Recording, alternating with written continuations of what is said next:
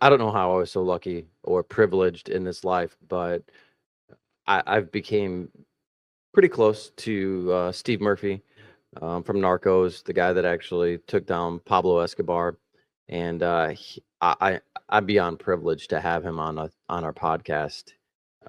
Super amazing dude, super cops cop, and in this podcast, everyone knows his story. I guess the story about being in the DA and the narco story and all that stuff, but I get him to open up and talk about some things that are a little more sentimental, how he got into law enforcement, how many years he did in just as a police officer, how many officer involved shootings he was in, and then even some of the trials and tribulations he's had with one of his sons. And yeah, I don't know, but Steve's an amazing guy, and I'm happy that I can call him a friend. I never thought in a million years that I would have him on my podcast, or B, a relationship with the dude. So very grateful for all of that. I hope you enjoy this podcast as much as I did. Let me know what you think of it. So you got to ask yourself, why do you want to do this? What keeps you motivated to stay proactive and get bad guys off the street? The facts is a big cannon against a little tiny gun of opinions, because we've all heard people give us their opinions. Let's talk about how easy it is to get narcotics in this country. Once they're in this country, anywhere within 2 days, the drugs will be in our cities. Because we know knowledge is power. Today we're here with Steve Murphy, the infamous, the most legendary DEA agent that I know. I told some of my friends locally, and they were pretty envious that A, I was on your podcast, and B, that you were going to be on mine, and they were trying to convince me to convince you to come up here. I'm like, how is this going to work, guys? Like, I can't convince this guy to come up here, but I'm super honored to have you on Beyond the Barrel, and they're pretty envious of me, so I can't wait till this gets out and I can talk smack. Oh, Kenny, thank you very much for having me on the show, brother. And you can see I got a free T-shirt out of having you on my show. And there you go. You got one too. I got one. Yeah, I got one in return. So the difference is those you can't get anymore. Oh, really? Yeah. Maybe I shouldn't wear it. Maybe I should frame it next to the picture you signed up. Yeah, listen, I'm going to introduce you to some real studs in DEA, so I'm not the only one you know. I don't know. I think that you're at the top of that. If there was a Hall of Fame, you're like the Michael Jordan of the DEA, based on what all those guys tell me. So thank you for saying that. I appreciate it. You're just for an old man's ego. Awesome, man. Well, everyone knows your story. It's widely known. I mean, if you have movies and sitcoms made about you, you've done something right in your life. So I want to focus more on who you are as a person, where you grew up, your childhood, and then I'd like to focus on things that are outside the job. So even when you're working, what would you do that kept you kind of grounded, kept you who you were, relieve stress, those types of things? Mm-hmm. But I'll let you start and give, a little bit of background of where you grew up and those types of things. And if I interrupt you, I interrupt you. All right. Hey, it's your podcast. That's right. So I was born in Memphis, Tennessee, but when I was like 2 or 3, my family moved to Murfreesboro, just south of Nashville. Back then, Murfreesboro was just a little sleepy town, and now it's really boomed. It's like Nashville South, I think. My sister and her family still live there until she passed away. 2 years ago, year and a half ago, which makes me the oldest now, which makes me next in line. Does that sound right? Nah, you got plenty of years. You got 30 years left at least. Well, let's hope. But when I was going into high school, my mom and dad are originally from West Virginia, and my dad had been a Southern Baptist minister. He retired from the ministry, and he and my uncle opened a carpet store in Nashville, believe it or not. And his churches that he had were usually smaller churches, so he always had to have a side job to make ends meet there. So we weren't, we were a working class family. Mom was an accountant at the bank, not an accountant, but a bookkeeper. And so when they decided to move to West Virginia, I wasn't real happy about it because I'd grown up there with all my friends, and we had family in West Virginia, but I didn't know anybody. And we moved at the beginning of the summer, so I spent the summer there visiting my cousins. But it gets kind of old, And so how old football, were you? I was, 13. I think it was 13. So is that like just prior to high school then? Yeah, I was coming out of junior high in Murfreesboro. And speaking of Murfreesboro, you know, we got this back when they were trying to integrate all the schools. And so we were bused into a black middle school. And you know what? Just for us, that meant we had more new friends. You know, it was not a big deal. I'm not kidding you. It's just, you know, the grown-ups and the politicians get involved and made a big deal out of something that really wasn't. That's what I was saying. So like, was it more like the media just feeding into this nonsense that it was completely, I mean, it wasn't overblown at the time, but I mean, like looking back, the kids had no issue with it. It was more politicians, media type stuff. Exactly. I mean, now I did see the Klan come, you know, Ku Klux Klan come marching through Murfreesboro one time. And to me, they just looked like a joke. Yeah. And even later in my life, and when I was a police officer in Southern West Virginia, they marched through our little town. And what I saw was a bunch of skinny men with these stupid bed sheets on and a bunch of fat women that were hanging out with them. I mean, it was just, it's really comical to see. You know, we had the state police brought in snipers, and I mean, all the police agencies from all around were there, but I just thought it was comical. So anyway, we moved to West Virginia. I tried out for football that first year I was there, and you know, people were making fun of my Tennessee accent. It was a very strong Tennessee accent, and I'm thinking to myself, are you people listening to yourselves? You talk like hillbillies. That's what I said. It's kind of similar in my mind. Like West Virginia, Tennessee, it kind of has the same type of dialect, I feel like. No, it's in Tennessee. If we're talking about night and light, it's going to be bright and light out tonight. And what school do you go to? You know, we don't go to school. We go to school. So and that's just a couple examples. But Gotcha. but you know, you want to fit in as a kid, so you learn to adapt. And maybe that helps later in life. I'm not sure, but I never even looked at it that way until just now. But finished high school there. Got accepted at West Virginia University. Went there for a semester. Got my grades in, and I was on academic probation. And Dad said, "I don't pay for academic probation. You're coming home." So I came back home, and this was a little town called Princeton, West Virginia, very southern tip. The local college was Bluefield State College that I went to because they had started a criminal justice program, and since I was a little kid, I wanted to be a cop. And my dad and my uncle, I was the only son in both families. They expected me to take over this carpet business, and they did pretty well. They had 3 different stores, and I just hated it. I had to start working there at 14 years old, and it's manual labor. Yeah, it's rough work. It is. So that the spring semester of 1975, graduated high school in 74. Spring 75, I enrolled in a criminal justice program. Didn't tell mom and dad I changed my major. That summer, they offered an internship program through the CJ program. So I signed up for both sessions, spent 5 weeks with the city police and 5 weeks with the sheriff's department. And man, that just cemented what I wanted to do. So I come back in the fall semester, and the main criminal justice professor there, a guy named Gary Willis, he came to us one day and he said, "Hey, just so you know, they're giving the civil service test here, and several of you need to go take it." And then Gary pulled me off to the side later and he said, "Murphy, you need to go take this test." And I said, "Gary, I'm only 18 years old." He said, "They're not going to hire you. You know, go take the test so you get the experience, and then later in life you'll know what to expect when you take the test." Okay, sounds good. So we go take the test. The score comes out, and I scored number 1. The next closest person to me was 10 points away. Wow. So guess who got an offer for a job? That's awesome. Were you always like academically smart? Like, did you excel in that? No, not at all. I mean, mom and dad would tell you I'm a whole lot smarter than I applied myself to be, but that's what parents tell you, right? They're supposed to encourage you. Yeah. Yeah. So, I mean, I came out on the dean's list and things like that, but I certainly wasn't a 4.0 graduate. So you mentioned your sister. Do you have any other siblings? There was a brother in between us that passed away before I was born, Tommy. Okay. He had water on the brain, and back then they didn't have all they put stents and shunts in to drain the fluid, but he passed away before I was ever born, so I never knew him. But it's just me and her. So there's an 8-year gap there too. So, quite honestly, I almost grew up like an only child. When she turned 18, I was 10.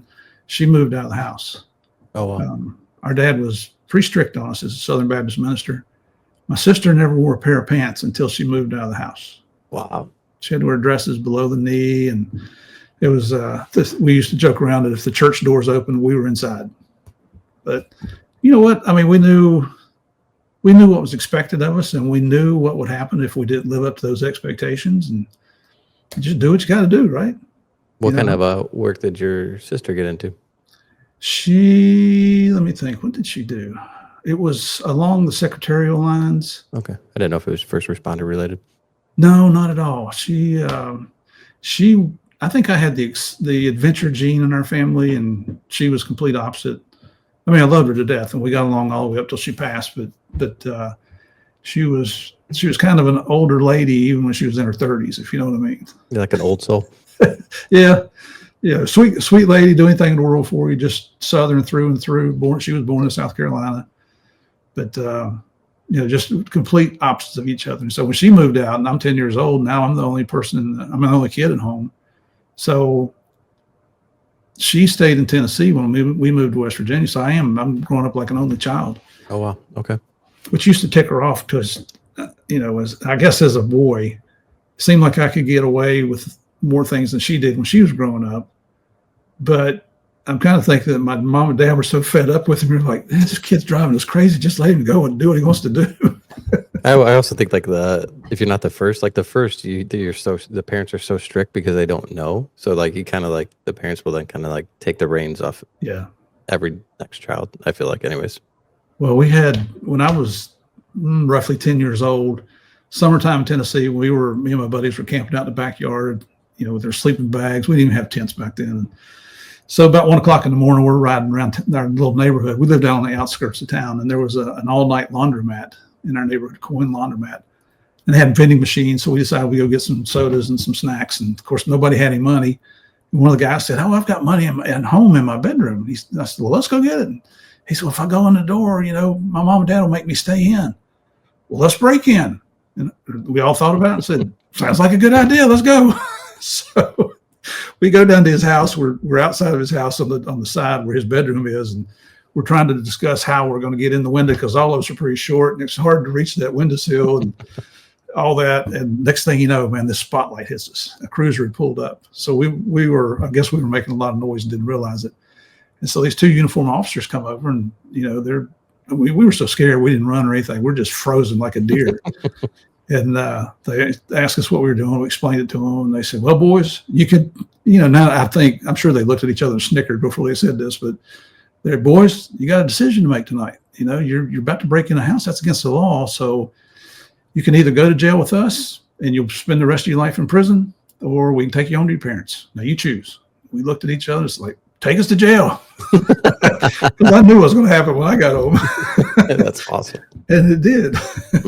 So I didn't camp out long after that. But I think maybe that's where it started, the interest in law enforcement, because those men were impressive. They were polished and had nice looking uniforms on and just squared away guys, and not big fat frumpy people, just looked like they're in good shape. And I think I'm setting an example for a young boy to emulate, I guess, later in life. And so, I mean, even through high school, everybody knew I wanted to be a cop. In my senior year in high school in West Virginia, how they elect, who do you think is going to be the most successful? Who do you think's going to be the funniest? Well, who do you think's going to be a cop? And everybody put down Murph. And we did city government day, and I got elected to be one of the police officers. You go to the city hall for a half a day and hang out with cops. But just funny how it all worked out. Yeah. Then you said that you tried out for football. Did you make the team or? Oh no, I was terrible. Okay. I mean, they didn't even want me to carry the water. It was terrible. Oh, I would like to have, but I had never played. I played baseball as a kid in Tennessee, and you played basketball through friends. Football for us was backyard. There wasn't any Pop Warner or anything like that for us. So I get up there, and all these kids have been playing organized football in the little city leagues there, and I'm like, I know what a football is, and I can throw one and I can catch one, but that's about the extent of it. I remember they were teaching us. They were looking at me as an offensive lineman because I was a little bigger at that age. I had already grabbed my growth spurt, and I think they put me in a guard, and they said, "Now, when they hike the ball, you pull." I'm like, "Pull what?" "You pull." I'm like, "Okay, pull what? What do you want me to pull? I'll pull it." "You got a sled back here?" I was thinking some dirty thoughts there, but I didn't know. I didn't know when a guard pulls, they drop back and they scoot over that way. I didn't even know what that was. So, that didn't help everybody knowing I'm from Tennessee and I don't know crap about football. So that didn't ingratiate me with anybody. So football wasn't big at Tennessee then, huh? At the time, or in your area? Well, it was, but I don't know. Just the neighborhood that I lived in, we were always out hiking and camping, and like I said, we played a lot of baseball, a lot of basketball. I guess there just wasn't enough of us to get a football team together in the neighborhood. That makes sense. I never had really thought about it. You're bringing up things I have never thought about here. Jeez, I'm gonna get a headache. That's a good thing. Yeah, it was. I'm not complaining at all. Life was good. We didn't have a lot, but we didn't go hungry either. That's awesome. So did you after you take the test at 18, could you be hired as a cop, or did you have to go in the jail, or could you be actually like full-blown law enforcement at that time?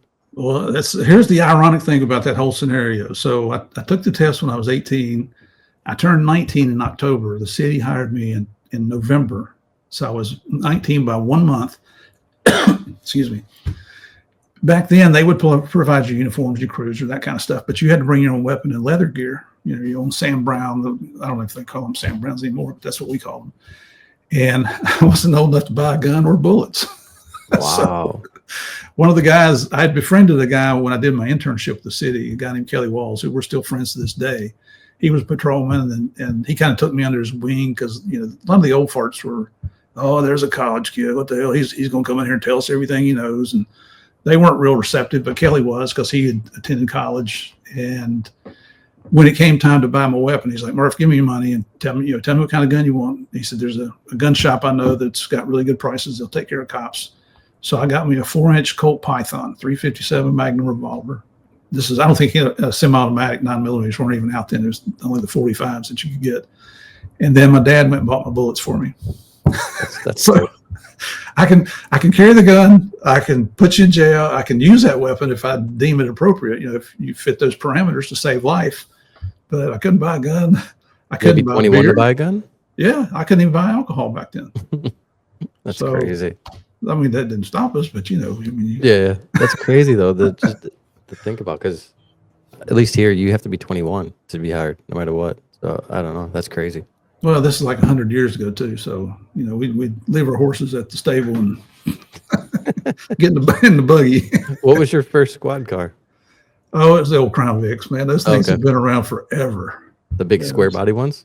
Oh yeah. Yeah. Had the one bubble light, looked like Andy and Barney from Mayberry, That's awesome. We only had 35 cops. I mean, the town was maybe 22,000 people back then. It might have been 25,000, but we only had 35 officers. So if you had a full complement, you had 5 guys on the street at one time. There was a swing shift there for a while, so you might have 7, but it wasn't like the big city policing. Yeah, no, I get that. So when you got hired there, did you have any aspirations besides just working patrol, or did you want to be a detective or K9, or were there even specialties at that department? We had, at that time, we had 3 detectives is all. Nobody really worked narcotics. I just wanted to be uniform to start with. It's I know it sounds cliche and corny to say this, but you really just wanted to go help people. It was, I grew up in a church my whole life. I'm still a strong Christian. Sometimes I don't sound like it, but I am still a believer.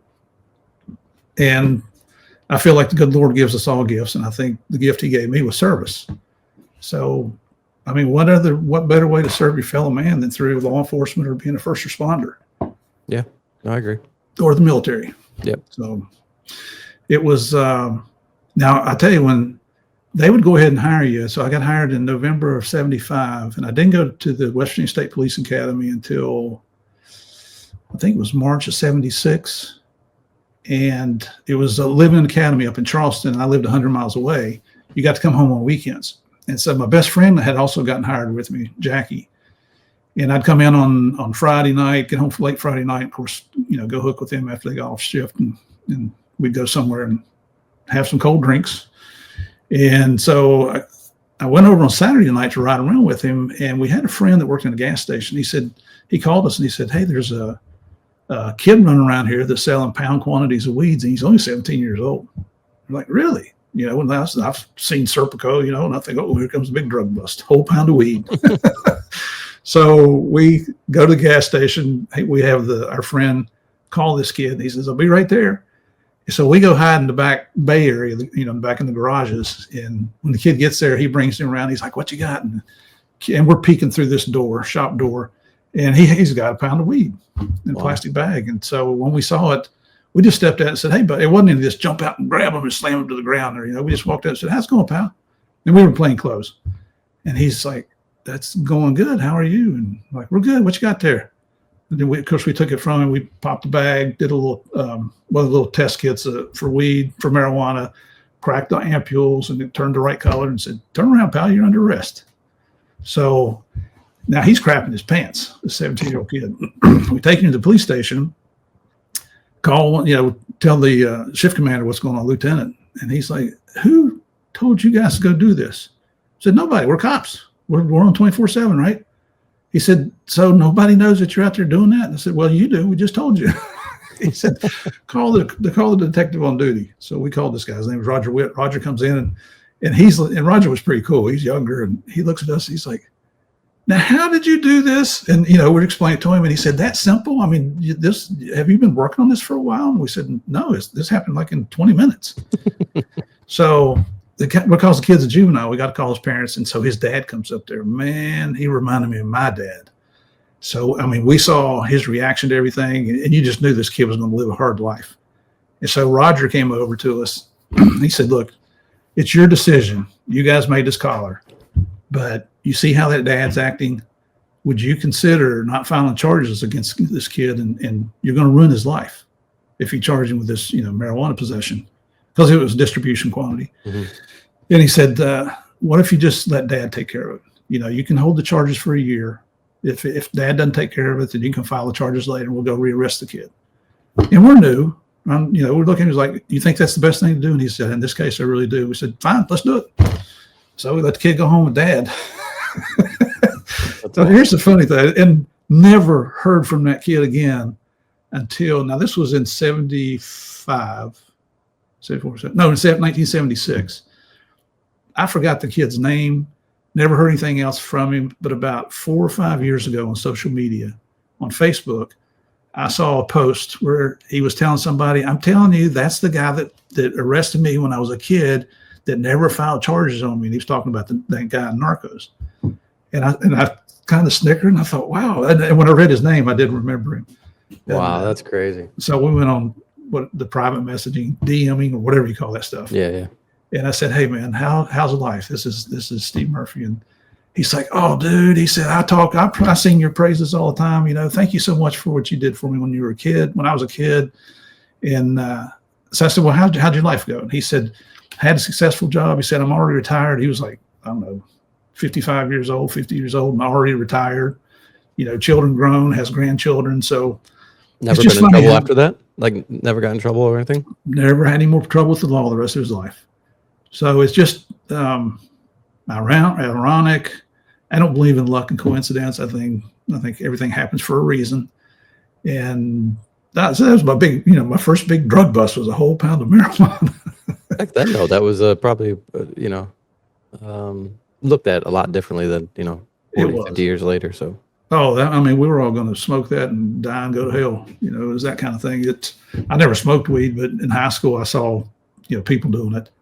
I just chose not to hang out with those people. When you, so when you got that pound of weed, was that like, did that do anything where you're like, did you want more? 'Cause for me, like working interdiction, like the first time that I saw a kilo, I was like, all right, cool. This is a good rest. Now let me just go find more. Like it wasn't like, you think leading into that, once I find one, I'll be happy. And it's like, no, now it's times 10. The first time you find one, you want it. It was interesting. Oh yeah. Yeah. Well, you actually become addicted to the drugs at that point. Yeah, just in a different way. Mm-hmm. That's a fact. So that was until I joined DEA, that was, I think, so I was a cop in Bluefield for 6 years, and I was a railroad cop for 6 years, and then I joined DEA. And in that 12 years, the most powder cocaine I ever saw was 2 ounces. Which, oh, wow. Baggy about like that. Mm-hmm. It wasn't much at all. And I mean, you catch people with weed and you just pour it out in front of them. Or I was behind. I was in a marked cruiser following this car one night and stop and go traffic in town. And I see these two boys, and you can tell by their actions. It's dark, but between the headlights, in front of them and me with my headlights on them, you could tell what they're doing. They were either rolling or smoking a joint. And you see him roll up this baggie, and he pulls his visor down, and there's a slit in his cloth there in the top of the car. Slides it in there, so I light him up, pull him over, and hey guys, let me see your driver's license registration. And as he's getting them, I just reach up there and pull that down and pull a little baggie of weed out. Like, what you got here? Looks like grass clippings, just messing with them a little bit. Of course, the pucker factor has set in, and they're just dying, scared to death, And I just took it and poured it out and told him, you need to find a better hide spot. And you might want to pay attention to who's around you, because I've been following you here for about a half mile. When you were a cop, were you an active, like proactive cop? Oh, yeah. Yeah, it was in our little department. I mean, we might have one murder a year. If a really bad year, we might have two murders.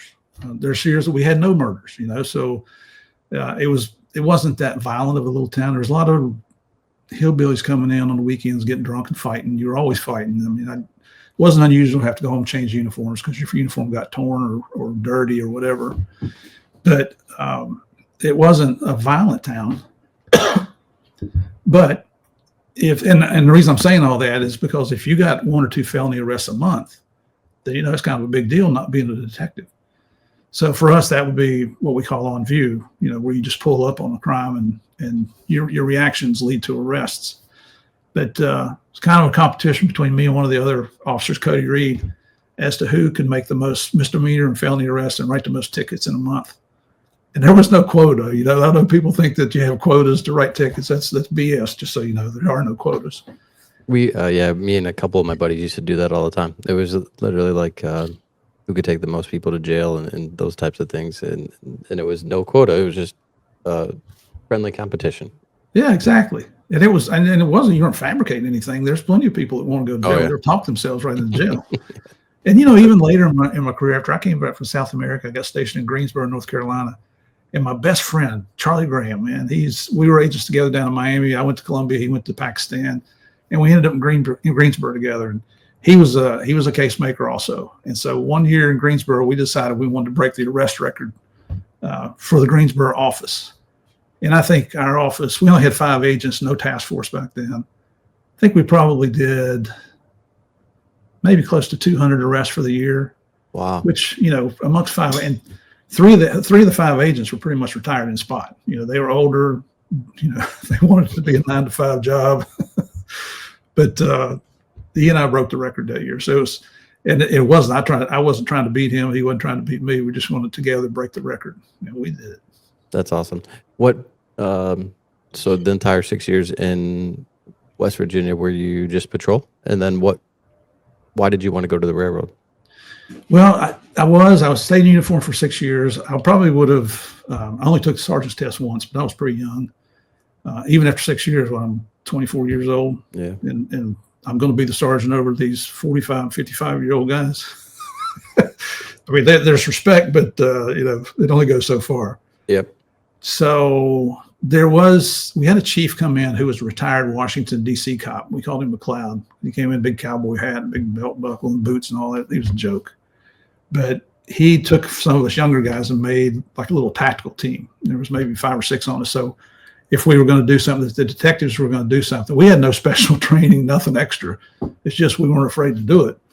So he used us like that, but that was fun. But after 6 years, I was still making I probably wasn't even making $10,000 a year. That's crazy. I was married, my practice wife, I was putting her through college. We had 2 sons. Times were tough. So I worked all the overtime I could get. I worked every off-duty job. If an off-duty job came along, they'd call me in the middle of the night because they knew I'd come out. One of the firemen was an electrician. So on my off-duty time, I worked as an electrician's helper for him. I got the sports contract for Bluefield State College, where I was going to college there for the basketball games. And even working like security gigs? Yeah, just security for the basketball. I think they wanted 5 people. So it wasn't a big deal. Then they were really nice to us.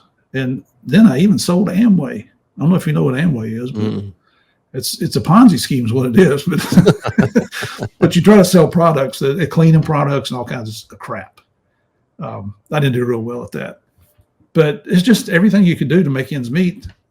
And a friend of mine, all the guys knew that the railroad cops were making good money.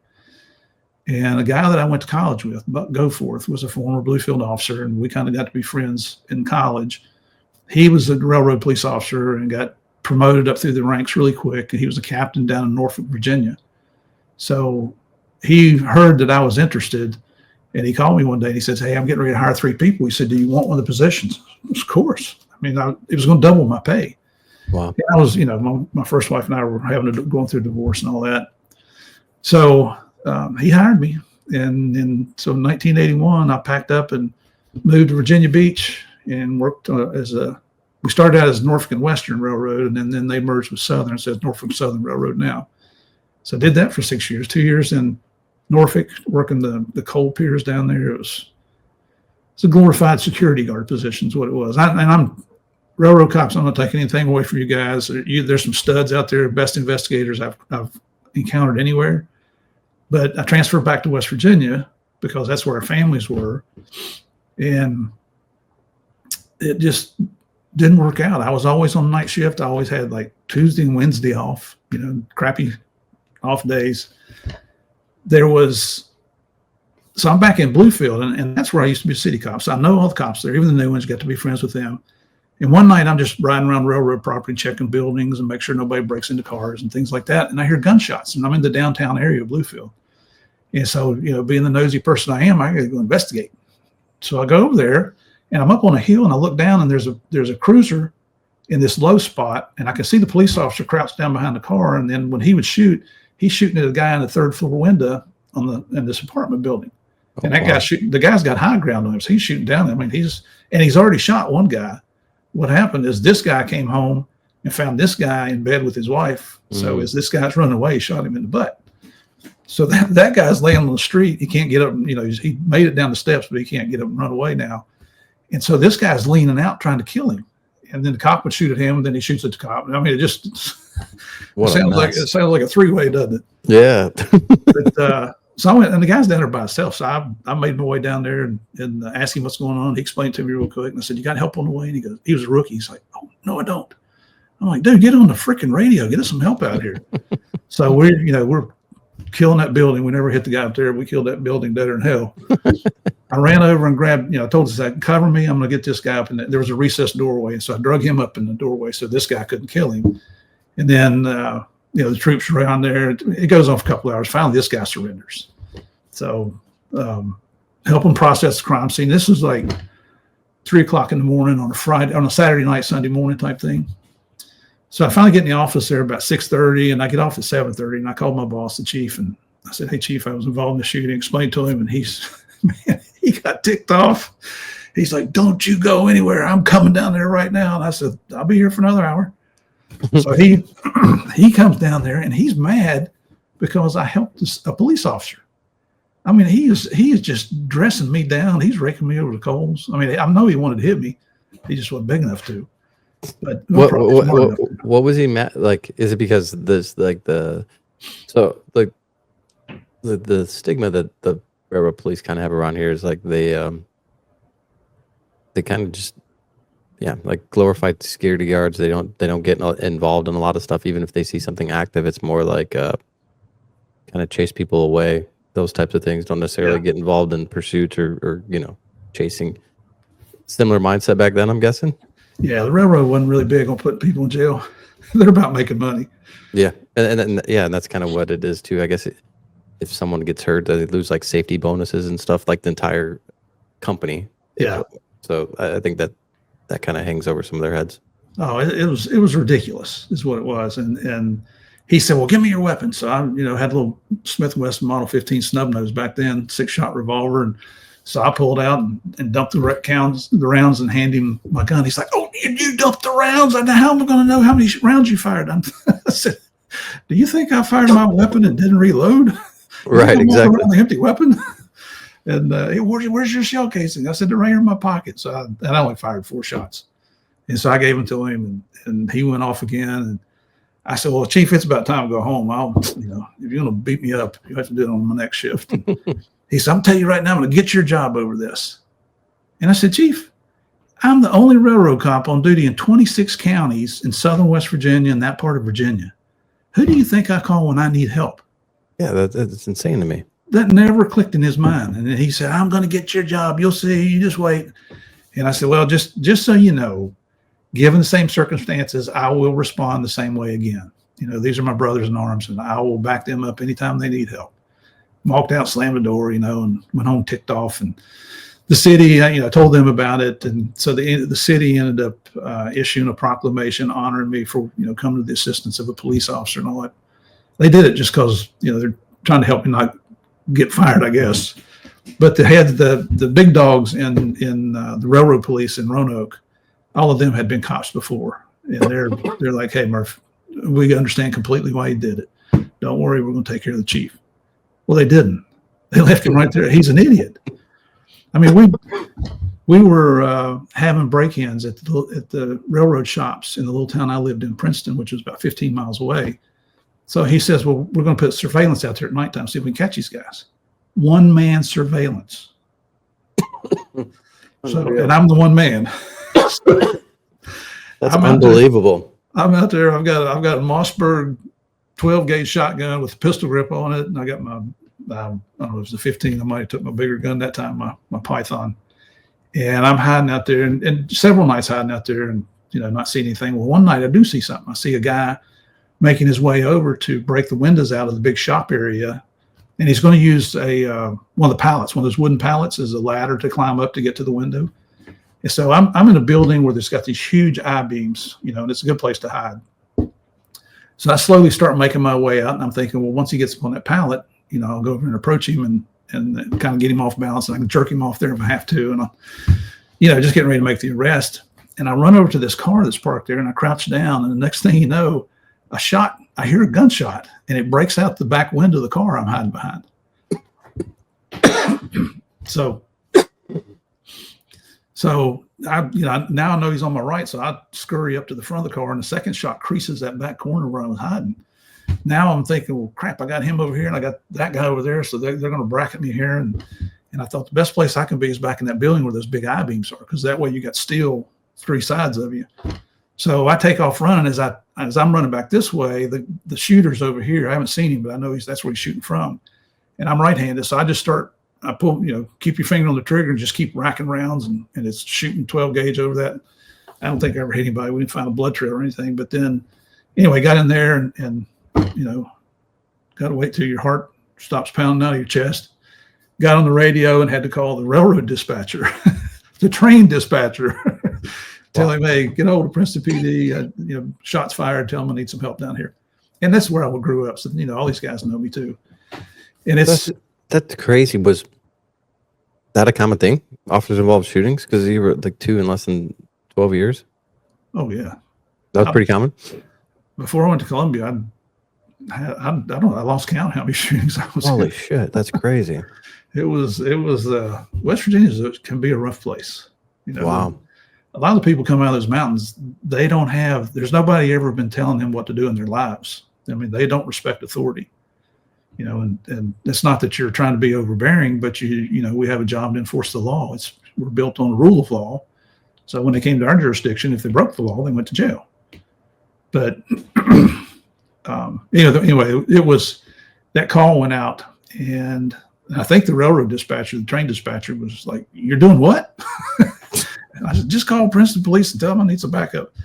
And it wasn't a minute. I could hear sirens coming. And that sound. That's a good feeling. Bad. It's like cavalry's on the way. Mm-hmm. So, and there were some straight troopers coming also. I didn't know. And where the shooter would have escaped to, the troopers, instead of coming down here, the city came down to me. The troopers went up to where they would have had to cross the road up there, and brought in dogs and everything. We never found out who it was. Wow. But, had to call the chief, and he came out that night, and he was pretty humble that night. And I told him, next time I will refuse. I'll disobey an order if you ever tell me to come out here by myself again. And he wouldn't argue with that. Yeah. I mean, it's a shitty situation anyways to be in, let alone actually something happening like that. Oh, it was life was exciting. That's awesome. When you were outside, so before you go to the DEA, what were you doing outside of work to, I don't know, keep your mind right, or hobbies or anything along those lines? Well, at the city, you still had some of your old friends. I had two really, really, really close friends in high school that stayed in touch with all the time. One of them is actually now is a district court judge. He was a member of the state legislature in West Virginia for a while. Really successful attorney, injury attorney, but he also did some criminal work. We never saw eye to eye on that, but it's, makes for good conversations. Still does. But just, go see your friends. We had family there, so that was good. But in Virginia, when I lived down at Virginia Beach, my wife now, Connie, and I, we'd started dating. So she moved down. She was a nurse, and she got a job down there at Virginia Beach General Hospital. And I didn't have a pot to pee in. I'm not kidding. Even making double income, now I'm paying child support. I didn't have to pay alimony, but got apartment rent, and I owned my car. And it was very, very lean times. Gotcha. So our big excitement on our off days, because whatever my off days were, which that's what she would do. So we could be off at the same time. She had her own apartment, I had mine. And our big entertainment was to get a 6-pack and maybe a pizza or something like that and go hang out on the beach all day. And that's not a bad lifestyle. No, that's not bad. Enjoyed that pretty good. And we're still, to this day, we're still beach nuts. We love going to the beach. That's awesome. What convinced you to go to the DEA? Well, when I transferred back to West Virginia with the railroad police, a new guy came in named Pete Ramey. Great old big man. I mean, just a big, big man. Had been a Virginia state trooper, worked undercover with the DEA task force out of Roanoke, Virginia. And he would tell me, I didn't even know what DEA was, to be honest with you. He would tell me stories about some of his undercover events and the things that he did. And I just thought, man, that is so exciting. I mean, that sounds like I'm watching Miami Vice on TV. And I'm like, wow, that sounds just like Miami Vice, And I'm believing everything I see on Miami Vice, even though none of it's true, But when that shooting happened, when the chief said that he was going to get my job, and then the bosses said they were going to do something about it, and they didn't, I thought, well, I don't want to be a part of this any longer. I got to go somewhere else. So I was really close to getting my 4-year college degree. I'll tell you, I'm one of those guys that took 11 years to get that 4-year degree, but it's because of work and kids and just not having your priorities lined up, I guess. So I finished my degree, applied for DEA in 1985, took 2 years to get hired, but then finally in 1987, they called me. I had just transferred from West Virginia back to Virginia Beach, back to Norfolk. But this time I wasn't going to be in the piers. I was going to be one of the investigators. It was my very first week there, still living in a little crappy hotel, I couldn't afford anything nice. And I get the call from DEA on I think it was a Wednesday or a Thursday. And they said, hey, we've got an opening in a class starting Monday. Can you be here Sunday? And I said, let me think about it. Yes, I can. So I went in and saw my boss, who was Buck Goforth still. And I said, hey, Buck, I said, I was trying to get on DEA and they just called. And he said, when you leaving? I said, I'm going back to the hotel right now to pack up. I've got, I had like 3 weeks of vacation saved up. And I said, I'm just going to go ahead and take leave if that's okay. And I'll give him my resignation letter. And he said, man, wish you all the best. And so I shot back to the hotel, called Connie and told her she was still living in West Virginia, and went back and got my stuff ready and took off to the DEA Academy in June of 1987. Was that still in Virginia? Yep, on the Quantico Marine Corps base. Back then, we didn't have our own academy. We actually went through the FBI's academy.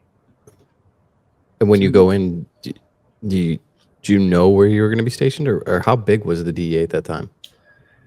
There were, I think the authorized, we call it table of organization. I think the authorized TO for agents was something like 3,600 worldwide, which is really not that big of an agency. It's one of the smaller Fed agencies. And then later in life, I think they went to as high as 44 or 4,500. But I mean, right now they can't fill an academy class. I mean, I think they're down about 1,000 agents right now.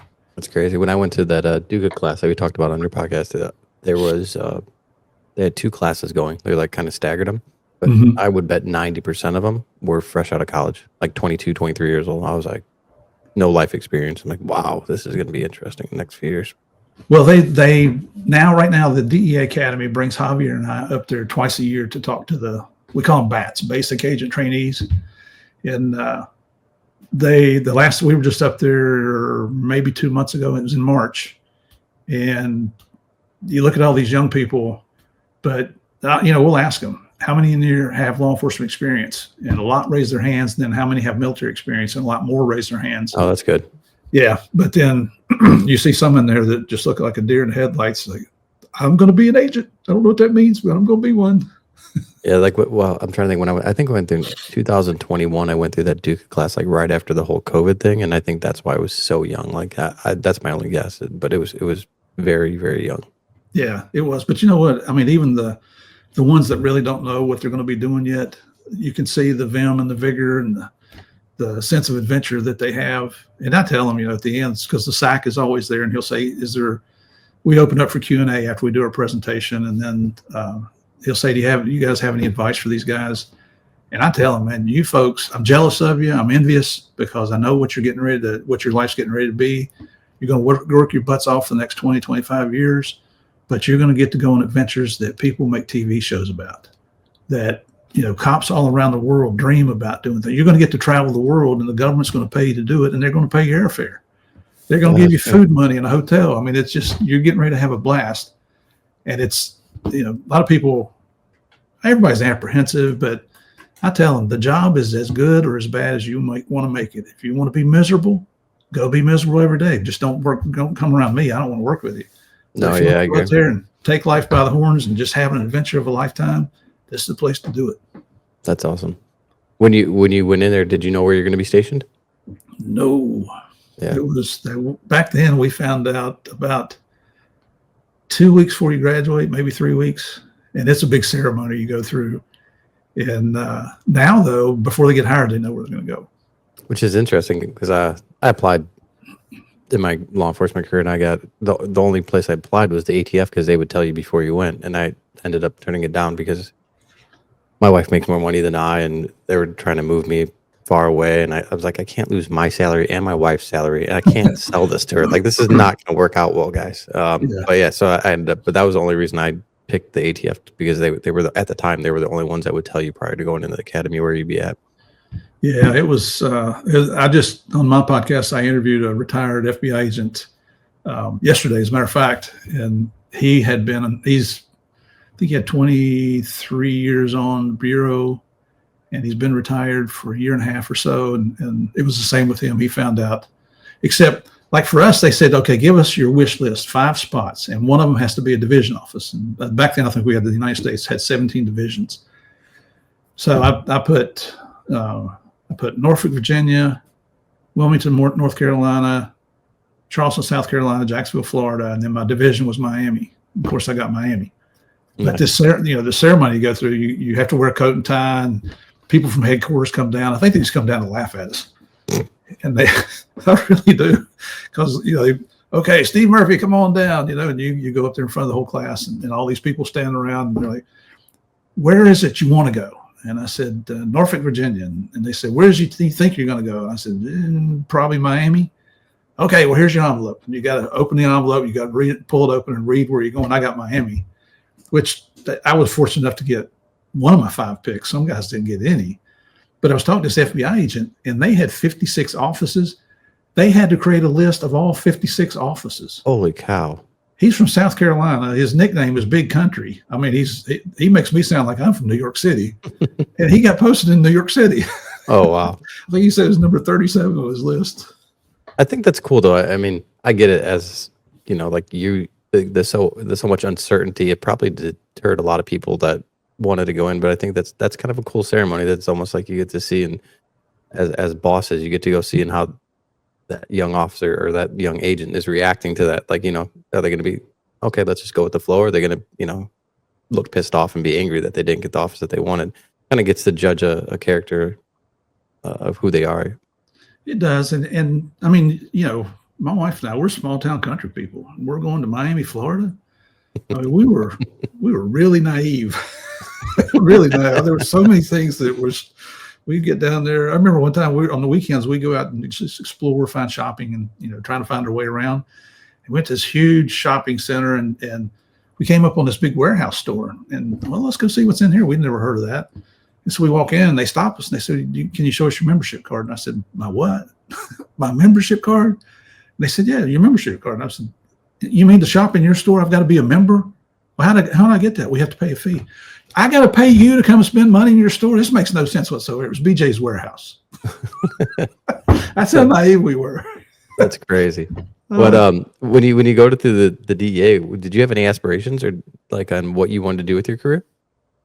I just honestly just wanted to have as much excitement as I could, go on as many adventures as I could. My wife is, when I first met her, Connie, we've been married 41 years now. When I first met her, I used to ride motorcycles. She owned her own motorcycle. And I'm thinking, how can you not fall in love with a woman who has her own motorcycle, right? And it was just a little Honda, and I had a Honda 750. It wasn't like we were bikers or anything, but she just had a real adventuresome side to her. I taught her how to snow ski there in West Virginia, and third time down, I couldn't catch her. I mean, within a year, she was much better than me. Then going to Miami, we were both apprehensive about that, but she's like, hey, we signed up for it. Let's go. So, and she had an aunt and uncle in Fort Lauderdale. So we lived fairly close to them. We were up in Broward County. She was still a registered nurse. She loves the trauma centers and the ERs, and she was working in the cardiac cath lab. And I think all that stuff's really gross, but she thinks what I do is very gross too. We think each other's crazy, but we get along. But it was just, I mean, it was almost like the Beverly Hillbillies.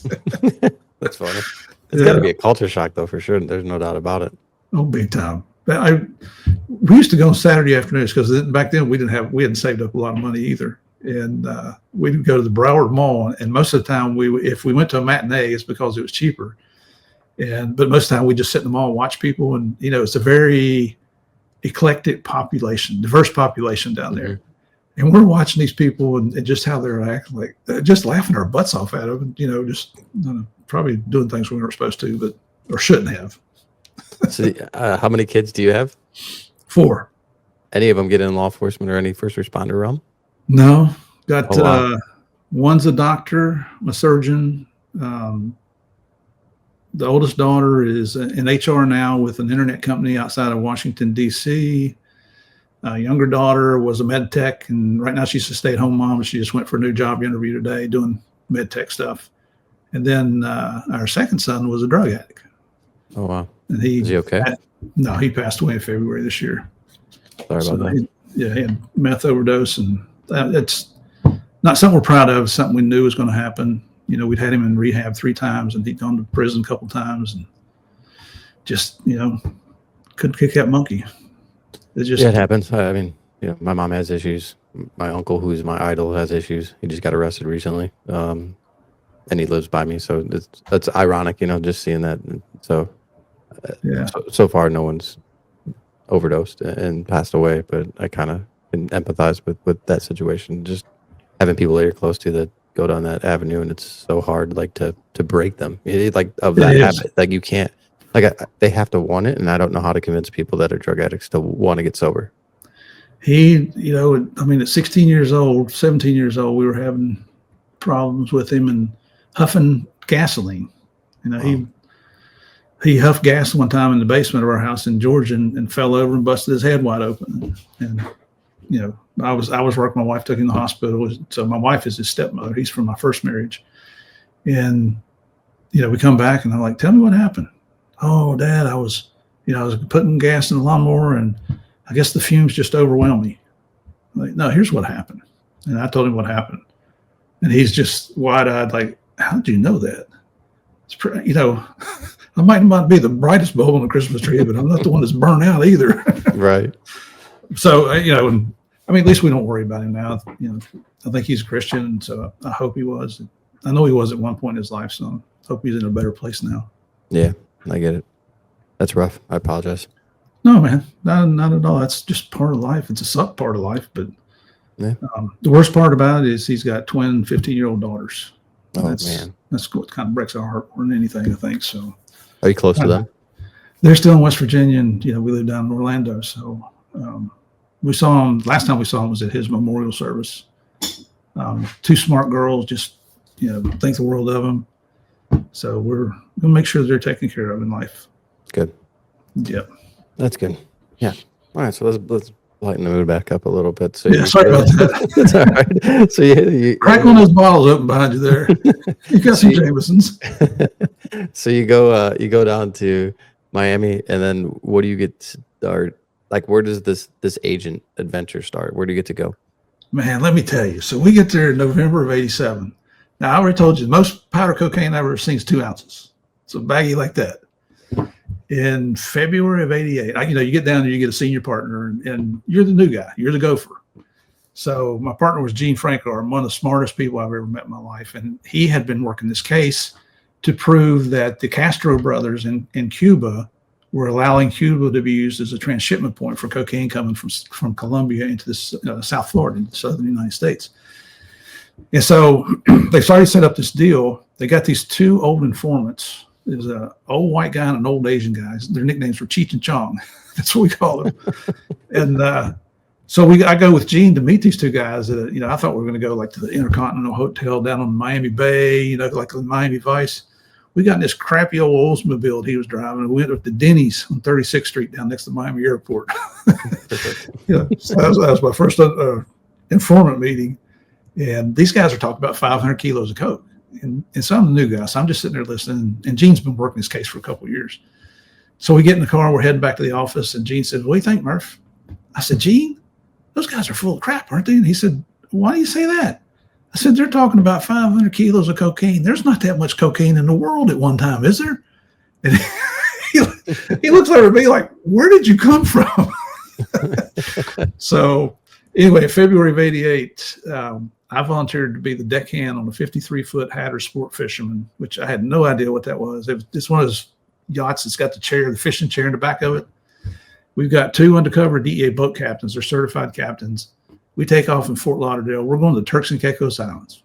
Never even heard of them. Had no idea where they were. We're making our way over to the Bahamas the first day, and we hit a coral reef. And the boat has 2 engines, so it bends the prop on one of them. So we limp over into, I think it was Treasure Key. Who's tired of beard oil that overpromises and underdelivers?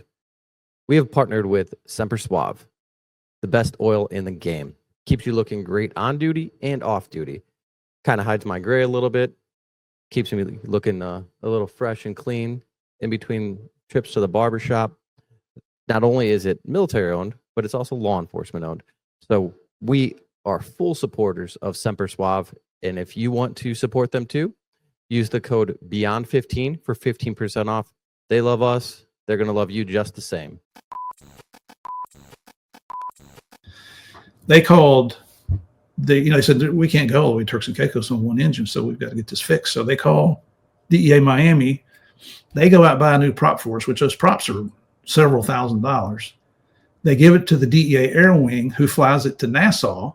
They tell us, "Hey, limp your boat into Nassau." In the meantime, they contact the Navy. The Navy has a subtender close by, so they come over close to Nassau. They send 2 divers over, and they replace the prop on our boat. Wow. And I'm thinking, how in the world can we tell the Navy what to do? I just thought, man, I had no idea the DEA had that kind of stroke. So then we head on down to Turks and Caicos, to Providenciales, and then we've got it lined up with the local cops and everything. And there's all these international treaties and agreements and all that crap. We get down there, and just like any good dope deal, it doesn't go the first time. By the time we got to Providenciales, I was ready to shoot the 2 captains. I think they were ready to throw me overboard to the sharks, just not getting along. So, we got over there, and I said, "Put the Zodiac." We had a lifeboat on the front. I said, "Put the Zodiac in the water." And they're like, "What for?" And I said, "Because I'm going over to land." And they're like, "Well, we're not ready yet." And I said, "You do it, or I'm going to do it." They were afraid I was going to screw up the boat, so they put it in the water, and they took me over, and they said, "What are you going to do?" And I said, "I'm going to go sleep in Gene's floor at his hotel room. I'm had it with you guys." So, the deal doesn't go. It gets postponed for a couple of weeks. Well, they stay down there on the yacht. I fly back, and then when the deal's ready to go, I fly back, get back down there, and sure enough, this twin-engine plane comes in and lands, and the airstrip is a small airport, so it doesn't have a taxiway. It's just got the runway. So when the plane lands, it's got to turn around on the runway and taxi back on the runway. And so as it goes to make the turnaround. We're hiding in the bushes over there. We step out. The back door of the plane opens up, and they throw all these green duffel bags out. 2 guys in there. Door closes. They go over, refuel the plane, take off. This was the second thing that really shocked me. We had the U.S. Air Force with a P-3 up, the radar plane, tracked this plane coming out of Cuba to Provo, and then tracked it from Provo back into Cuba. And I'm thinking, man, we can control the Navy and the Air Force. Who's next? The Army and the Marines? You know, I mean, I was just astounded at the contacts, I guess, the relationships that DEA had with all these agencies, and for the dope, it ended up being 400 kilos. So I went from 2 ounces to 880 pounds of coke. And when I told you about being addicted to coke, I was, man, just in a different way. That was, DEA flew one of our undercover planes in, a twin engine. We put all those duffel bags on. I had to climb in there. You got to maintain the chain of custody. So I climb in on top of those duffel bags and lay on those duffel bags all the way back into Oklahoma Airport there in Miami. Wow. And then, more agents come out and meet us at the airport. And then, 400 kilos is a lot of dope. So a lot of machine guns out there. We had uniforms out there escorting us and all that kind of stuff. But I just knew at that point, that's probably the most exciting thing I'd ever done other than being in shooting. And I thought, man, I found a home. That's amazing. That's crazy. So that was your first deal with the DEA. That was it. And I'm not the case there. I'm still a gopher, but nobody else wanted to volunteer to go out on that boat. And I'm thinking, crap, I'll go. I don't know anything about the ocean, but that's awesome. Because you went, I'm guessing that was like the heyday for the Colombian bringing all the cocaine over, huh? Fast boats and stuff. Is that kind of? Yeah. I tell you what, brother, if you couldn't make a drug case in South Florida back then, you'd need to go get a different job. That literally was washing up on the beaches. That's insane. It was, I've never seen anything like it. The violence in South Florida was unbelievable. There's murders every single day down there between Broward and Dade County. You get down into the Keys, there was things going on down there. It was just, I know most people think we're idiots, we say this, but it was one of the most exciting things I'd ever done in my life. That's awesome. That's amazing. How long were you an agent before you got on the infamous case? Spent 4 years in Miami. Volunteered. DEA will not make you go overseas. You have to volunteer for it. So I've been working a money case with our office in Barranquilla, and the biggest knockoff I get, I think, was $1.3 million and about 600,000 in jewelry from these guys. Back then, that was a lot of money, but then they started knocking off 10, 15 million at a time. So it wasn't a big deal anymore, but it was at the time. And Connie came to me one day and she said, this has been really, really exciting. We just built a house. Actually, we were building a house. And she said, it's been exciting down here. What's the next most exciting thing we can do? And I said, well, we can volunteer and go to Colombia. She said, South America? And I get that look like I got 3 eyes. And she's like, I don't know about that. You got to understand, my wife is very independent. If I tell her what she's going to do, it ain't going to happen, Gotcha. And I know that. So you just let it ride. And about 3 weeks later, she came to me. She said, were you serious about going down there? And I said, yeah. She said, well, if we're going to do it, let's do it while we're young. So I applied. We got selected for Barranquilla. That was eventually rescinded because they needed a Spanish-speaking agent right away, and I had to go to language school for 6 months. So headquarters calls, a guy in headquarters and says, hey, you just got screwed. We got 3 openings in Bogota. We're getting ready to advertise. If you want one of those, I'll see if I can get you one of those. And said yes. And that's how we got selected to go. And then I went to language school for 6 months. Back to Miami. Now we're in our brand new house for 2 months, and we moved to South America. You sell the house? I rented it to another agent and his wife, okay. Who used to be a West Virginia state trooper. Oh, wow. Got to be real good friends. So that's how we ended up in Bogota. Did you know Pena before going there? Never heard of him. Oh, wow. Never heard of him. But when you get down there, they give you a couple weeks to get acclimated. I mean, there's a lot of security briefings and passes you have to get through, security background, all that kind of stuff. But that first week we were there, his partner at the time was a guy named Gary Sheridan. Gary had been an ATF agent in Charleston, West Virginia before he joined DEA. So we had I knew some of the cops up in Charleston, and he did too. So we had some common friends. And he and I hit it off really quick. And Javier he's one of the most focused investigators you've ever seen. And he didn't have time for chit chat. And it was that first week I was there, I think it was on Thursday, is when Pablo Escobar surrendered to his custom built prison. So, I'm going around the embassy saying, hey, Pablo heard Murphy's in country. You might as well just give it up because he's going to get him. That's And awesome. that's a joke. That's a joke. That's still awesome. So, but here's the funny thing about that. I thought, man, that's great news. Pablo's in jail. Because every case I worked in Miami tied into the Medellin cartel. I never got anywhere close to the level of Pablo Escobar, but we're taking out cells all through South Florida. And but what I saw in the DEA office, and as well as the rest of the embassy, is everybody was disappointed that he surrendered. And finally, I went to Gary and I'm like, what am I missing here? What's going on? He said, well, what you don't understand is about how many cops have been killed because of this guy, how many innocent people have died because of these random car bombs that he sets off, the torture, the people he's tortured and dismembered that just disappeared and never heard of again. It gave me a whole new perspective on what was going on down there. Then Gary gets promoted and moved to Barranquilla. So that's when Javier and I became full-time partners. That first year gave me the opportunity to learn more all about the Medellin cartel. He and I would fly up to Medellin and meet with the cops. And back then it was just day trips. You didn't spend the night. Then a year later is when Pablo escaped. And that's when everybody got happy again.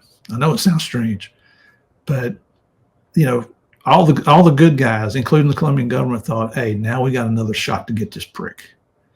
So he escapes one night. Next morning, Javier, we hear it on the news. Javier and I come in the embassy, and our boss comes in, Joe Toff. He's the big DEA boss down there. And he says, hey, just got a request from the Colombian National Police. They're firing up what they call the search block, the bloque de búsqueda. Is how you say it in Spanish. Well, I don't even know if I said it right, but that's the way I say it. Of course, I say hola, y'all, when I say hello to somebody.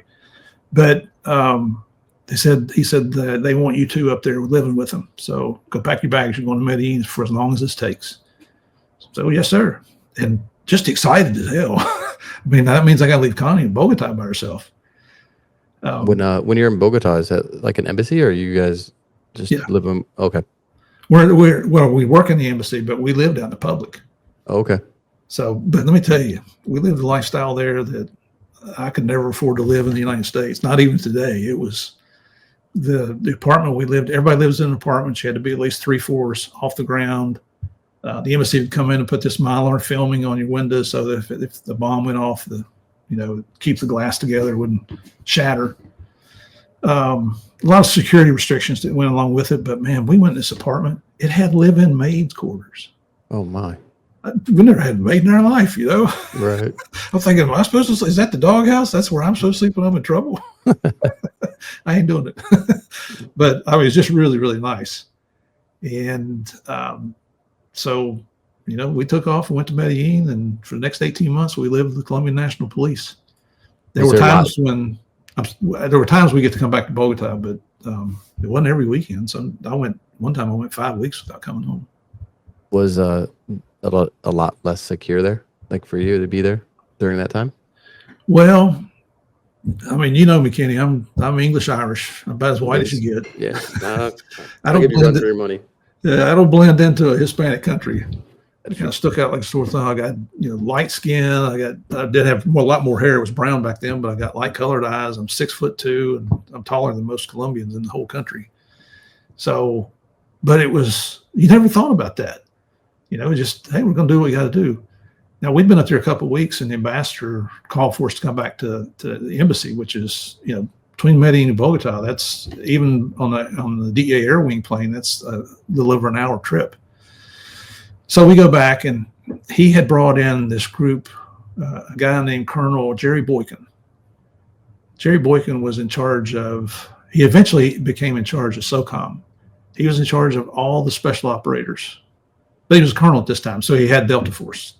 I didn't really know what Delta Force was, but I found out. And then about a week later, he brought in SEAL Team 6. Oh, wow. So we had the best operators in the world. Studs. You look up the word stud in the dictionary, it's probably got a picture of these guys in there. They were just awesome. And I don't use that word, but I was in awe of them. And for 18 months, they lived up there with us. Well, our rules of engagement were gringos cannot leave the police base in Medellin for safety reasons. And a police base in Colombia is like a military base here in the United States. You had your inner perimeter, your outer perimeter, the serpentine driveways and concrete pillboxes and machine guns and all that crap set up. So Javier and I, that first week we talked about like, this ain't gonna work for us. So we decided, we're going to continue to do our jobs, and the military guys, they follow orders. We kind of look at them as strong suggestions. And we went out. We were going out on Huey gunships on a daily basis, going out on operations, getting shot at, just, Oh, wow. that was kind of hairy. Those were scary. Very scary. We're going out meeting informants. We're going out, and we're not doing anything unilateral. This is always with the Colombian National Police, because I don't have any jurisdiction down there. Narcos shows that Javier and I were running a gun across the rooftops of Medellin all by ourselves and killing people. And That's how it was, right? We learned from Narcos is that Hollywood will never let the truth get in the way of telling a good story. Yeah, that's the truth. But we were having a good time. But everything we did every day, we reported back to the embassy in a cable. It went from DEA to the ambassador and the CIA, and then to Washington. So everybody knew what we were doing. Nobody had a problem with it until right there towards the end, like month 17. We started getting some kickback then. But wow. Colonel Boykin ended up being General Boykin. So he made it up to 3-star. I have the utmost respect for that man. We're still friends. He's a minister now, an ordained minister. Oh, I got to see him. I haven't seen him, gosh, in 5 or 6 years, I guess, was the last time I saw him. But these people were just, I hate to keep using that word awesome because I never use it, but I was in awe of these people. Very cool. Why were you getting pushed back that last month? Well, so you got your ambassador, and that's who the president elects. The president says, you're my representative in that country, and he carries the weight of the president. So if he wants to kick you out, he can. Well, luckily for us, the ambassador was a retired Navy commander. Big man, like 6, his name's Morris Busby. He was probably 6'7", but he was a can-do attitude kind of guy. And you enjoyed working for somebody like that because he didn't wimp out when hard things had to be done. He's like, go do your damn job. So really respected him, and our boss in DEA was like that also. But the number 2 in the embassy, they call him the deputy chief of mission, the DCM, and they're career State Department people. I don't know if you know anybody in the State Department, but I've met some really good people there, but I've met a whole lot more that weren't really good people. They're just jealous of everybody. It's amazing. Gotcha. So, and he was one of those. And so every week in an embassy, they have what they call the country team meeting. And that's where the heads of all the departments come in. And the Escobar investigation was priority over everything. Around the world, it was pretty much priority for Americans. And so if Javier or I was in the embassy, we'd have to go to the country team meeting with our boss to tell him what we were doing, what's the latest updates and all that. And so I happened to be there one day and went up there and we got to go first. And then you got to sit there and listen to everybody talk, this year agriculture and it's going to be 40,000 hectares of soybeans and, just stuff that I really don't care about. And so when it's finally over, I'm trying to get out the door. And the DCM goes, Murphy, stick around a minute. And he talk to you. Well, that's never good, because I'm just a hump agent. I'm not a supervisor or anything. And he says, getting reports that you and your partner, Mr. Pena, are going outside the wire there in Medellin. He said, you understand the rules, right? And I said, yeah, I know what you're talking about. So, I started trying to play word games. He said, are you going outside the wire? And I said, wait, listen, the airport is out in Rio Negro. That's outside the city limits. If the helos aren't available to come and get us, then they have to drive us in. So technically, yes, I'm outside the wire. And I'm playing stupid word games with a very intelligent, educated man, thinking I'm being a smart guy. And finally he says, look, enough of this crap. He said, here's the rule. You violate it, you go outside the wire up there again, I'm going to pack you up and you're going back to the United States, you and your wife. So you got it? Yes, sir, I got it. So I went and told our bosses about it, and our boss was like, get your ass back up to Medellin and get to work. So, so we did. Well, then it happened a second time, and that was like a week before Pablo was killed. And that time, he was a little more irate about the DCM was, because the ambassador wasn't there. And he said, let me make this perfectly clear. Sound like a particular, politician coming out of Washington, all this political speak, let me make myself perfectly clear. If I get one more report that you're going outside the wire there, I will put you on tomorrow's American Airlines flight at 7 a.m. back to Miami, and you'll get all your personal belongings when I get them up to you, which would be probably 3-4 months. And he said, and your wife will be with you, and you'll be done. And he said, any questions? No, sir, got it. Okay. So I go back to my boss. He's like, get your ass back up to Miami. Yes, sir. So, that was just some of the stupid things, the political games, the silly little things that go on that the public never knows about. And you know as well as I do, who wins in a situation like that? The bad guys. They always do. Yep. That's silly. Crazy that working a case of that magnitude and the amount of time that you guys put in there, that there was the possibility of this one guy that got his ego hurt that could have derailed the whole thing. Yeah. That's insane. Yeah, it was. Wow. Well, here's the sick part of that whole thing.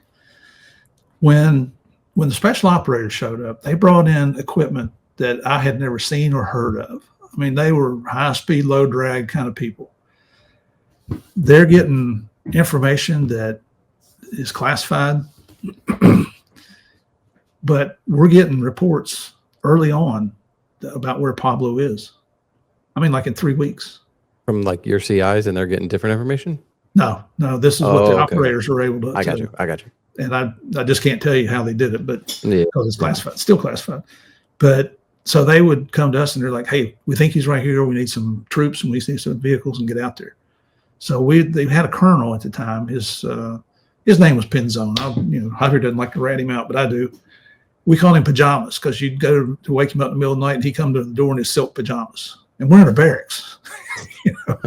And we get him and say, Colonel, we've got information. We think we know where Pablo is. We need 5 cars and I don't know, 30 guys. Oh, look at the time. No, it's the middle of the night. You got your search warrant lined up. Yeah, you don't have a search warrant. We got PT in the morning at 5 o'clock, and then we have breakfast. And I think tomorrow's firearms qualification. He came up with all his BS reasons to not go do anything. And then, it got so bad that the ambassador called Javier one time, and he's like, what are you guys doing? What the hell's going on up there? Because he's getting all these reports back from the operators. And we explained to him what was going on, and we told the ambassador, you need to get this guy out of here. He didn't like us being there. He made no bones about it. I didn't ask for you here. I don't want you here. The only reason you're here is because I was told you were going to be here. So didn't get along too well with him. Well, finally he gets transferred, and they bring in Colonel Martinez, who is a stud, who is the true hero, one of the true heroes of this entire investigation. But this is our take, and this is me and Javier discussing this, over years of analysis. We think that if Penzone had given us what we needed, the assets that we needed when all that actionable intelligence was coming in, that we believe that Pablo would have been captured within 3 weeks, certainly not more than 3 months. Wow. But what happened? It was 18 months. And then you look at how many people, I don't know how many people were killed. How many people would still be alive if we'd captured him in 3 weeks? It'd be thousands. Yeah. There was one operation. We worked with a very elite group of Colombian National Police officers called DIJIN, D-I-J-I-N. These guys, they'll kick your ass and take your name in a heartbeat. These are the guys you want to work with. So they were going out on a river operation one night, and they said, and usually we go with them. They're like, no, you guys can't go on this. And this is, you're just not going to go. We don't have room in the boats. So they go off, and then they're loaded up, man. They got bulletproof vests on and all their kit, and they got on bandoliers of rocket-propelled grenades and all this stuff. They're going into, you just knew if Pablo was there, it's going to be a major firefight. 8 of our friends drowned in that river that night because they were so heavy. One of the boats tipped over, and they all drowned. So there's so many police officers killed in Colombia that the Colombian National Police have their own funeral home. I think there's 7 or 8 viewing rooms. So Javier and I went to the funerals, the service, the way we call it a wake that night. And in Colombia, they don't embalm bodies. They drain the fluids, but then they'll just put cotton in their ears and their nose and their mouth. As soon as you get close to that building, you smell death. You know what it smells like. It's horrible. Yeah. It's something that you smell it once, you never forget what it smells like. And they have on the caskets, they always put a glass window over the face of the deceased. And I thought it was a little bit morbid, to be quite honest with you, but that's their custom down there. And you see these police officers, I mean, these guys who are out there, getting shot at every day, or killing people, that are just, facing evil face to face, and they're breaking down and they're sobbing down on their knees at these caskets. And you feel, your heart's breaking for them. And when it's all over, some of our guys, we say, "Hey guys, y'all want to go get something to eat?" They're like, "Yeah, let's go to this little bar over here." So we go over there, and we order burgers and beers. That's probably what we were having. And I started talking to the guys. I said, "Man, I'm so sorry for what happened. There's 2 majors were in the 8th that were killed, which that's pretty high rank, And they looked at me, and there's a saying in Colombia that is the saying is "que pena." In English, it'd be "shit happens." Wow. And the remorse was gone. It's like, we left that all at the funeral home. Let's get on with life. And I'm still feeling bad and remorseful, and a little bit like survivor's guilt because we didn't go on that operation. But they're over it. So it's just a difference in the cultures, Yeah, that's crazy. These are the guys the Dahin guys, when the bullets started flying, we knew they wouldn't run off and leave us. They protected us. But there's enough respect there that they knew we'd stand there and fight with them.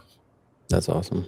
So it was, and I don't mean to sound like, some kind of badass. I'm not. I never have been a tough guy. I'm not pretending to be a tough guy now. Just what we did. So that's early in your careers. This all happens. After that, do you go anywhere else? I guess around the world, or you just stay stateside the rest of the year? Stayed stateside the rest of the year, but you're still making cases around the world. That's the cool thing about DEA. No, yeah. No, yeah. I was just curious if you do that one in Colombia. Could you go anywhere else if you wanted to, or were you? They tried to give us the post that we wanted. Okay.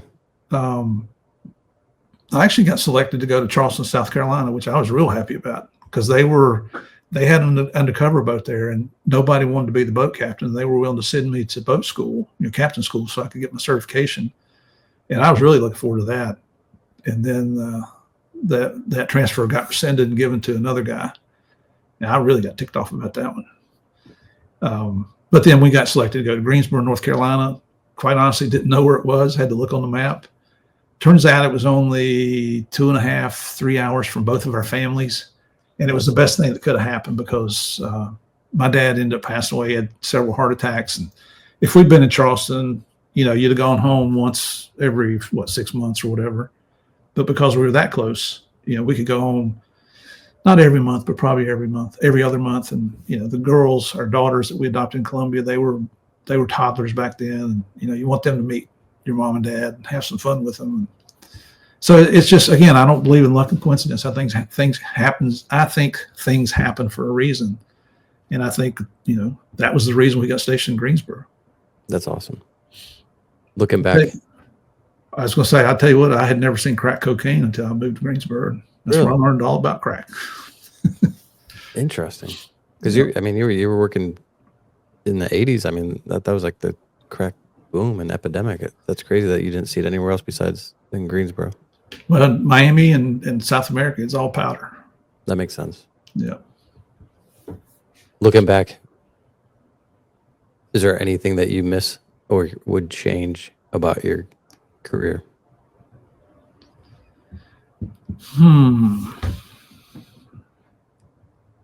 Not really. I'll tell you, every post I worked in ended up being beneficial for us, I think. Being in Miami in the 80s taught you what DEA is all about. And you saw what the capabilities were and the assets that were available to you. And you got, we were the Caribbean response group, so we were always flying and doing cases and things down the Caribbean. In 89, we were doing a Friday afternoon deal for 17 kilo buy bust in Hialeah. One of the senior agents, he was the undercover and had an informant. We were doing it in the informant's house in Hialeah, which is a suburb of Miami.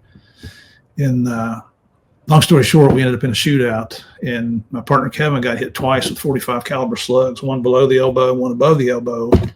And our informant caught a .357 round right there on an Adam's apple. Wow. So that was it was a very bad day. Kevin Yeah. survived. His arm is, I mean, to this day is still screwed up. DEA did the right thing and supported him and let him come back on the job, and he worked out his whole career. Lives over in Sarasota, as a matter of fact. We talk every so often. That's cool. It is, but that, of all the shootings I've been involved in before that and after that, honestly, they have never affected me that I've realized. I always felt like I was doing what I'm supposed to do, and I think God puts us in positions. I don't think he'll put you in a position that you can't handle. So I never felt guilty on any of them. Never felt, not even the closest thing to PTSD. But when Kevin got shot, I was shell shocked. Loud noises startled me. Oh, So wow. I'd come home and I mean, you got to understand my wife. She's fun. So she catch me with my back turned. She'd slam a kitchen door or a cabinet or something. And man, I'm hitting the floor. I'm looking for cover and I'm looking for weapons. And she's just standing there laughing at me.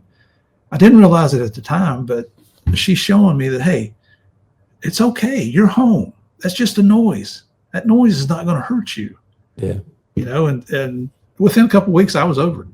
It was, I give her all the credit for that, because I don't know where I could have easily, I didn't go to counseling. I refused to go to counseling because I thought I was a tough guy, which is one of the stupidest things I've ever done. I'm completely in favor of counseling now for anybody that needs it.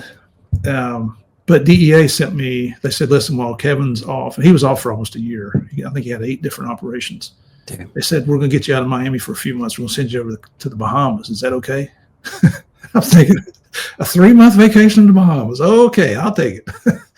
And so I went to Freeport, Bahamas, and every day I'm flying with the U.S. Coast Guard and the Bahamian National Police, just, looking for anything drug related. In that 3 months, I saw cocaine one time. Are you serious? A bale had washed up on the beach, and they put me in. There was the old Sikorsky helicopters. And they put me in the basket and lowered me down. I loaded the bale up. It was 72 kilos of cocaine in that bale, just washed up on the beach. That's crazy. That's a cool gig though. I loved it. I tell you, the living quarters we had, a nice house in a nice neighborhood. You got your own bedroom with a private bath. There were supposed to be 4 of us, and most of the time there was only 2 of us, which meant you were 24 on, 24 off. But my wife could fly over a round trip for $90 from Fort Lauderdale, and it's a 2-block walk to a private beach. That's great. Had a Amazing. 16-foot Boston whaler out back that you could take out anytime you wanted to. You just had to pay for the oil and the gas. Wow. I loved it. It was a lot of fun. I had the best suntan I've ever had. I bet. Did your wife stay as a nurse when you were in Colombian? No, she wasn't allowed because of the danger factor. She wasn't allowed to work outside the embassy. None of the wives were. So she worked in the embassy post office for a while. She worked as what they call the community liaison officer, which, welcomes new employees in and plans parties and things like that. And then eventually DEA gave her a clerk job inside the DEA office. Her office is right next to ours. And then we adopted our first daughter. She kind of became a stay-home mom at that point. Nice. And we were honestly, you're getting extra money for being down there. You're getting hazard pay, danger pay, cost of living increase. The government's paying your housing. You pay for your own food, your own entertainment. Had take-home cars because all of our cars were bulletproof. Had the bulletproof glass and the steel plates all around them, the cattle guards on the front and back. Wow. We got to do a lot of things down there that were very adventurous. That's awesome. How many years were you down there? 3 Okay. years. Seems like a action-packed 3 years. It was, I would never want to do it again, but I wouldn't trade it for anything. What we're doing now, like the podcasting world and our speaking business, we're in our 10th year of traveling around the world telling the story about Pablo Escobar. Never dreamt anything, never an inkling that something like this would happen. The Narco series, quite honestly, I thought, you know what a blue coat is at the federal building? That's the retired cops that are security guards. Yeah, I figured I'd be a blue coat. Yep. Yeah. Yeah. Put your crap in the X-ray machine. Yeah, exactly. I know exactly what you're talking about. That's crazy. Yeah. I think you're a great ambassador for the DEA, though. Like, just your personality, the way you tell the story, all of it works well. So you talk about things, there's no luck, things happen by chance. And I think that for whatever reason, you were that one. And the chance was that, you got that opportunity and you can be an ambassador for the DEA for, years to come. And you've done great things and attracted probably many agents that you don't even know that, you inspired them. So I do get messages from people. Thank you for saying all that. That's very kind of you to say that. It's kind of embarrassing too, but I will promote DEA till the day I die. I get a lot of messages when Javi and I retired from DEA to do the Narco series. You couldn't find us on social media, nowhere. Neither one of us were on there. Now, once we start our business, you realize how much marketing you can do through social media, and now you can find us everywhere. So I do get messages from people, young guys especially, saying, "Oh, I saw your show. I saw you speak here, or I saw you online I Googled you and watched some of your presentations, and you've really inspired me to go into law enforcement." And they ask for advice. It's like, well, first of all, get your education. Second of all, understand that if you're going to do this job, go in with both eyes open, and be ready to do the damn job. If you're just coming in to wear the uniform and chase girls, and that goes along with it. But if you're not willing to do the job, go do something else. This is it's a very honorable occupation. In my opinion, there's no higher calling than to serve your fellow man. You put a uniform on. Being a Fed is completely different than being a uniform. You know that. Yeah. Uniforms, in my opinion, are the real cops, and they face the greatest danger because most of the time you're being reactive instead of proactive. Now you're more proactive because you do interdiction, but if you're on a beat, if you got a sector that you're working, some places you're so inundated with radio calls, you can't do anything proactive. You're just reactive to everything, getting those calls, and then you have to go straighten things out. Yeah, that's true. So, but the advice is be prepared that this will become your lifestyle. It's whether that's right or not. Honestly, I think our priorities should be God, family, and then the job. But the truth is that our priorities are the job, and the job. Yeah, because we love it. I mean, you get bit by the bug, you can't walk away from it. I was a cop for almost 38 years. When I retired from DEA, my oldest son, I told him about it. He was shocked. And he's just staring at me. I'm like, what do you think? And he said, "You are DEA. What are you going to do? You don't know how to do anything else." I said, "I'm going to make a fool out of myself on the stage, That's awesome. Yeah, like I'm the same way. I didn't do it for as long as you. I have 18 years on, but it still eats me up. Like if someone was to call me right now and needed my dog, I'd leave right now and go just because I love it that much. Well, that's, you got your buddies, like the current acting administrator of DEA is a guy named Rob Murphy. And I met Rob in Atlanta when he first came on. He's former Orlando PD. He's a can-do guy. He's a boy that can make a decision. And I promoted him up to ASAC and had him come work for me when I was running this center in Washington right before I retired. It was my last post before I retired. And just you see these guys and then you see them get promoted to positions like that he is the right man for the job. That's awesome. He's not going to end up being the leader. He's probably going to end up being number 2, but he's still where he should be. That's awesome. Do you know most of the guys then? No, it was funny because when you retire from DEA, guys would send you the promotion lists. They'd email them to you so you could see who's getting promoted. And I bet it wasn't 3 years before I started looking at these names. I'm like, I don't know anybody on the list anymore. Wow. But like last week was it last week? Yeah, we were just coming off of about a 6-week speaking tour here. It comes in spurts, man. You just work your butt off for several weeks and then you get a couple months off. And I'm going to Toledo and Detroit next week, and then I'm off for almost 2 months from speaking anyway. But we spoke at the DEA Dallas Division Management Conference last week, and they actually had it in San Antonio. And we'd been, just prior to that, we actually flew there from Gettysburg, Pennsylvania. We'd spoken at a law enforcement conference up there. But you go in and don't know a soul in there. I didn't. Well, no, I did. I knew one guy that had. I met him in headquarters because we were doing another thing on a potential TV series with DEA, but the SAC there had worked for Javier in the Houston division when Javier was the SAC over Houston. So you still occasionally run into somebody, but I mean, there's times we go to places that you don't know a single person. How long have you been retired? Since June of 13. So what's that, 12 years? Yeah. I would still think that they're, I guess maybe, I don't know. Well, did you guys have a bunch of turnover during COVID too, I'm guessing? I don't even know. I'm just kidding. Like the most law enforcement, guys that were like, could retire during COVID for whatever reason, there was just massive retirement. So I don't know. Maybe I was thinking the feds were doing the same thing because you think a 12-year, like a 12-year window, I don't know. I would still think that you would have some knowledge or, see more people than that. Well, it's DEA, as much as I'd like to say every agent is a butt kicker, they're not. We got deadwood just like everybody else. Yeah. So I'm sure those that thought they could game the system went ahead and pulled the pin. Yeah, no, that makes the best sense. thing you can do. Well, we've been at this for an hour and 40 minutes, and I try to keep these to about an hour, so we're like 40 minutes over. Oh, wow. I could sit here and talk to you all night, and I love just sitting here listening to the stories.